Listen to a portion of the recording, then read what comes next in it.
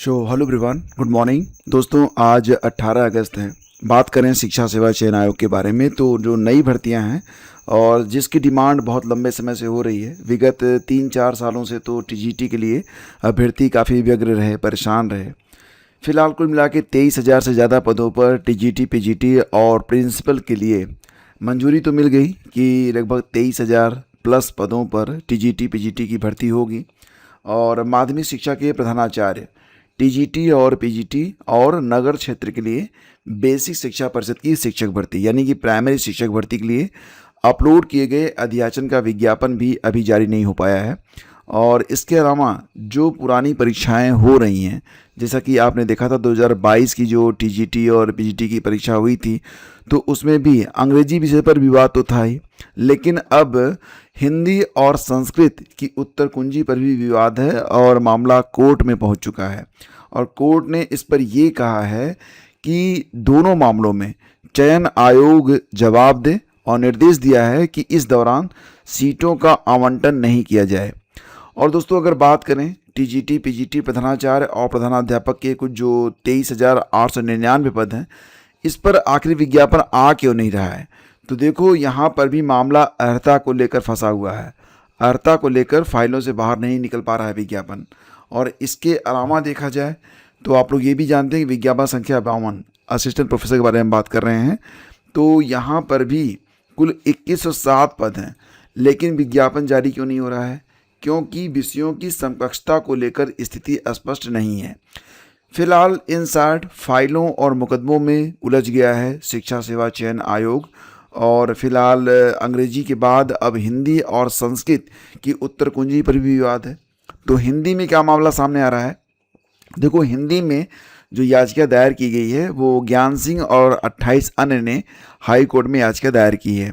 और इनका दावा ये है कि जो 6 जून को उत्तर कुंजी जारी की गई थी, तो उसमें एक प्रश्न है, प्रश्न संख्या 44 दिया गया है, मास्टर जो आंसर की होती है कि पुनरुक्ति दोष किस श्रेणी का दोष है?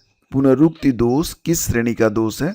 सही जवाब अर्थ दोष माना गया था, लेकिन फिर 6 जून के बाद 28 जुलाई को जारी संशोधित उत्तर कुंजी में सही उत्तर वाक्य दोष माना गया है।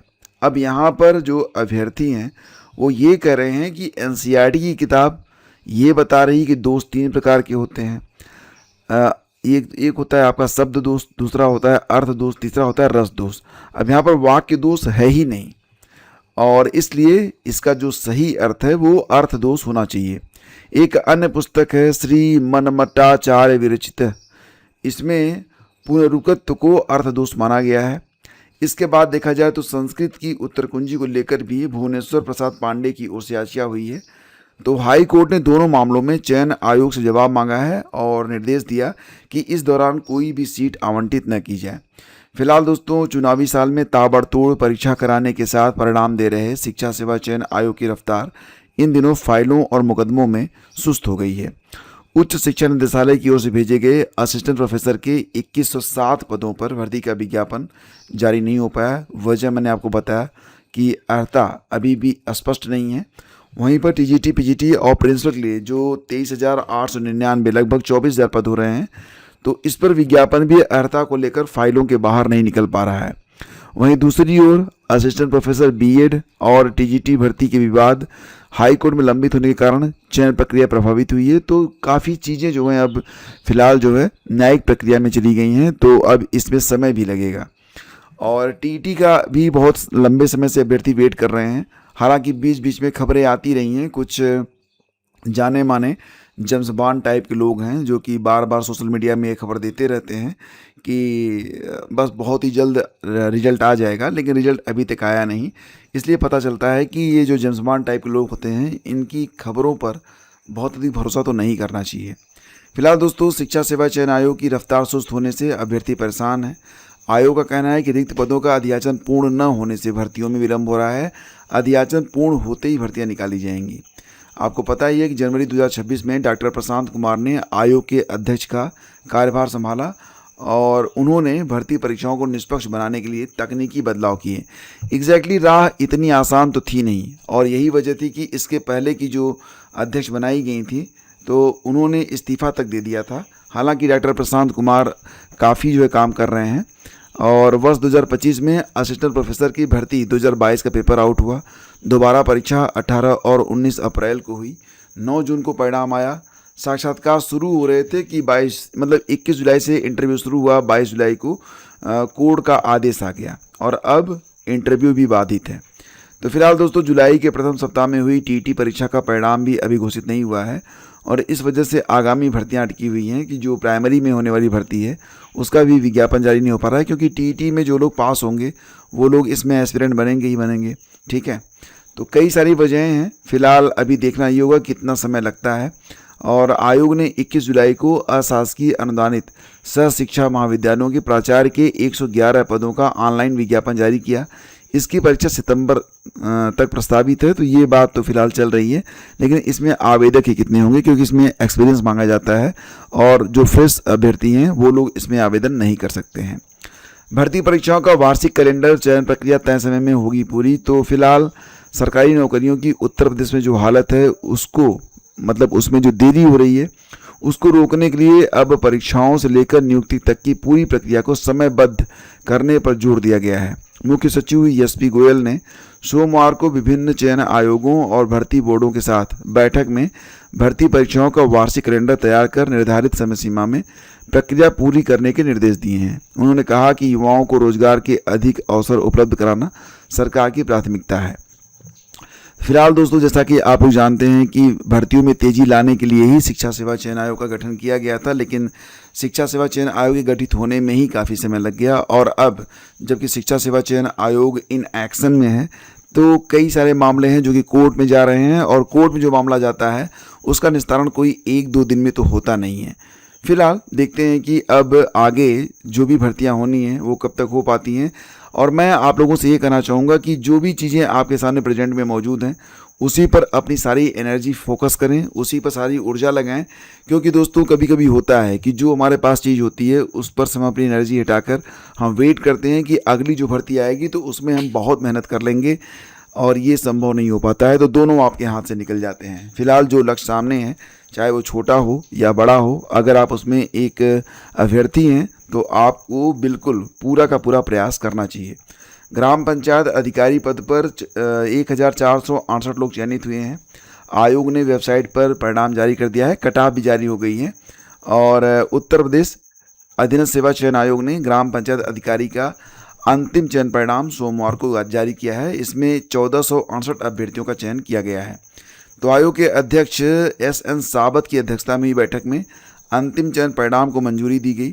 कुल चयनितों में अनारक्षित वर्ग के 849, अनुसूचित जाति के 356, अनुसूचित जनजाति के 7 और OBC के 139 और आर्थिक रूप से कमजोर वर्ग के 117 अभ्यर्थियों का चयन हुआ है।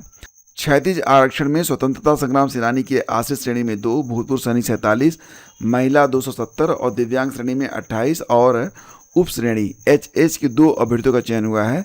उत्कृष्ट खिलाड़ी श्रेणी के 2 पदों के लिए अभ्यर्थियों के न मिलने पर अन्य का चयन हुआ है। तो फिलहाल ये जो कट ऑफ जारी हुई है आप इसको देख भी सकते हैं। तो रिजल्ट के लिए कुल मिला के 15 पेज की ये PDF है जो कि आप देख पा रहे हैं। इसे मैं टेलीग्राम पर शेयर भी कर दूंगा।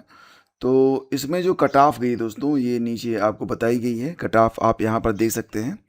जैसे कि जो आरक्षित श्रेणी के अभ्यर्थी हैं तो 68.25 कट ऑफ गई है और जो डेट ऑफ बर्थ है वो 8/7/1991 ये अंतिम चयनित अभ्यर्थी का प्राप्तांक है। और इसी प्रकार से अनुसूचित जाति का 57.75 पर, अनुसूचित जनजाति का 54.50 पर, OBC का 68.25 पर जनरल के समकक्ष ही है। और EWS की जो कट ऑफ है ये जो जनरल की कट ऑफ है उससे नीचे गई है 65.75।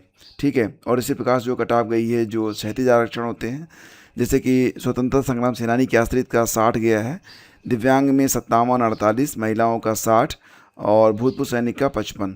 और उत्कृष्ट खिलाड़ियों के लिए जो सीटें हैं तो अभ्यर्थी उपलब्ध नहीं हो पाए हैं।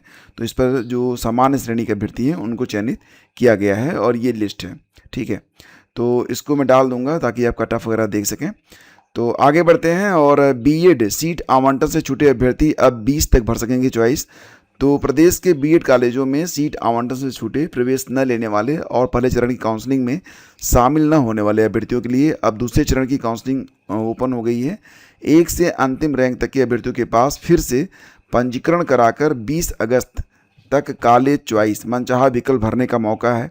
21 को सीट आवंटन किया जाएगा और प्रदेश के उच्च शिक्षण संस्थान में बीएड की लगभग 2.40 लाख मतलब 2,40,000 सीटें हैं।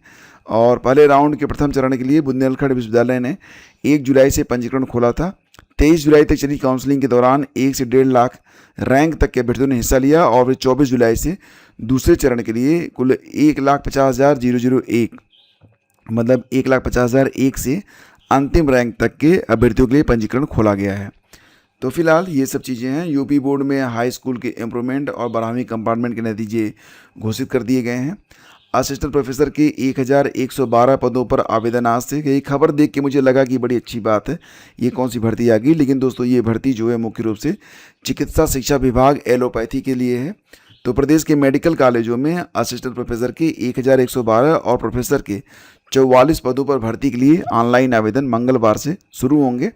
उत्तर प्रदेश लोक सेवा आयोग ने ऑनलाइन आवेदन और फीस जमा करने की अंतिम तिथि 1 सितंबर तय की है। अब 1 सितंबर तक ही केवल आपको पीईटी यानी कि अगर आप ईटी का फॉर्म नहीं भरे हैं 2026 का तो 1 सितंबर तक ही भर सकते हैं। सो थोड़ा उसका भी आप लोग ध्यान रखिएगा। एपीओ भर्ती आरक्षण विवाद पर कोर्ट ने आयोग से मांगा स्पष्ट हलफनामा। जैसा कि आप जानते हैं उत्तर प्रदेश लोक सेवा आयोग जब फाइनल मेरिट तैयार होती है उसी समय आरक्षण को कंसिडर करता है और प्री की परीक्षा में जो जिस कैटेगरी में आवेदक रहता है उसी कैटेगरी में उसका रिजल्ट निकाला जाता है। तो यहाँ पर कोर्ट ने ये कहा है कि प्री की परीक्षा में ये जो होता है कि जिनका मान लेते कोई ओबीसी कैंडिडेट है और उसका जो प्राप्तांक है अगर वो जनरल कैंडिडेट से ज़्यादा है तो उसे ओबीसी कैटेगरी में क्यों रखा जाता है। तो यही विवाद है, अभी देखना है कि आगे किस प्रकार से मतलब ये चीज़ें बैठती हैं। फिलहाल दोस्तों ये थी आज की पूरी अपडेट। थैंक यू हमसे जुड़ने के लिए।